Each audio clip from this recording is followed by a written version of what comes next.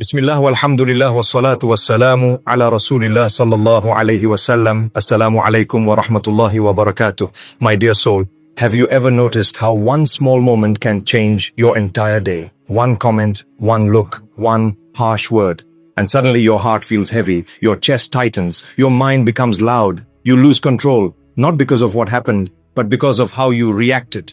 Pause here. Because this is not random, this is not weakness. This is a battle happening inside the heart. And Allah subhanahu wa ta'ala sees it.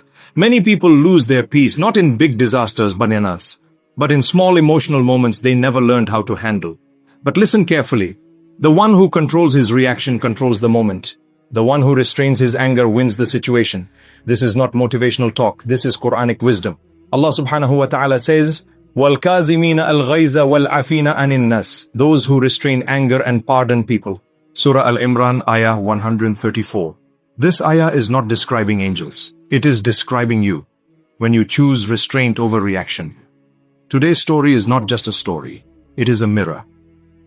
Once, there lived a believer in a quiet land, surrounded by hills and open skies. Outwardly, he was strong. But inwardly, his heart was exhausted. Every word hurt him deeply. Every insult stayed with him for days. Every disrespect echoed in his chest long after it ended. People said, "He is angry." But the truth was different. He was tired. Tired of carrying emotions he never released. Tired of wounds he never healed. Tired of reacting instead of surrendering to Allah subhanahu wa ta'ala. Every time someone hurt him, he imagined it as a stone. And without realizing it, he picked it up. He placed it inside a bag on his back. One stone for a rude word, one stone for an insult, one stone for disrespect, one stone for humiliation. Days turned into months. Months turned into years.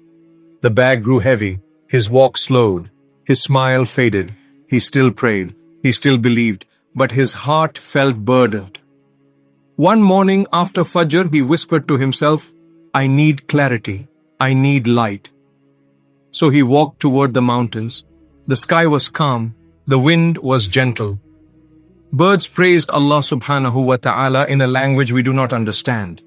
Yet his back burned from the weight. As he climbed, he saw an elderly man ahead of him, a servant of Allah, walking lightly, carrying almost nothing. His face held peace. His steps held confidence. They greeted one another with salam. The old man looked at him and said gently, "My son, your body is strong, but your heart is carrying too much." The believer hesitated, then opened his bag. Inside were stones, smooth, sharp, large, small. "These," he said quietly, "are the words people threw at me, the pain they caused. I couldn't leave them behind." The old man nodded. They continued walking. Then the old man stopped, picked up 2 stones from the ground. He placed one back on the earth and handed the other to the believer. He said softly, "The stone on the ground represents the one who hurt you." He threw his words so and walked away. He carries nothing. Then he pointed to the stone in the believer's hand. "But this..."